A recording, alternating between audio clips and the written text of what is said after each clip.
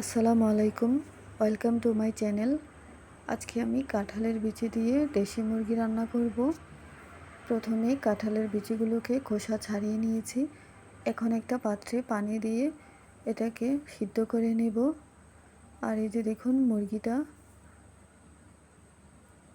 এখন আমি গরম তেলে গরম মশলা দিয়ে দেব, সাথে পেঁয়াজ কুচি দিয়ে দিয়েছি পরিমাণ মতো। সব মশলা দিয়ে আমি ভালোভাবে এটাকে কষিয়ে নেব মুরগিটাকে। পেঁয়াজটা কিছু ভাজা হয়ে আসলে আমি সব মশলা অ্যাড করব। এখানে আমি প্রথমে দিয়েছি আদা বাটা, রসুন বাটা, পরিমাণ মতো লবণ, পরিমাণ মতো জিরে গুঁড়ো, মরিচের গুঁড়ো, হলুদ গুঁড়ো দিয়ে ভালোভাবে নেড়ে চেড়ে নেব। মশলাটাকে ভালোভাবে কষিয়ে নেব।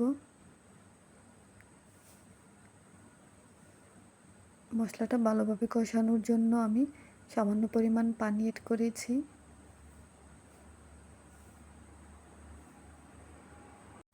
যে মশলাটা কষানো হয়ে গেছে, এখন আমি মাংসগুলোকে দিয়ে দেব।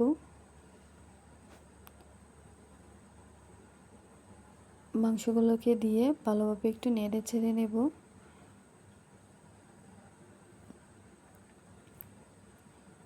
কিছুক্ষণ নেড়ে চেড়ে এখন একটা ঢাকনা দিয়ে ঢেকে দেব। ঢাকনা খোলার পর দেখুন মুরগিটা আস্তে আস্তে কষানো হচ্ছে। এখন ভালোভাবে কষানোর জন্য আমি 1 কাপ 1.5 কাপের মতো পানি দিয়ে দিয়েছি। এখানে আমি সিদ্ধ করা কাঁঠালের বিচিগুলোকে সামান্য পরিমাণ তেলে হলুদ গুঁড়ো দিয়ে ভেজে নেব কিছুক্ষণের জন্য। যে বিচিগুলো ভাজা হয়ে গেছে, এখন তরকারির কাছে এসে পড়েছি। তরকারিটা প্রায় হয়ে আসছে।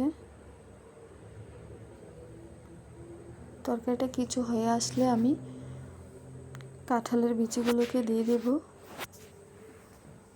দিয়ে ভালোভাবে নেড়ে চেড়ে নেব।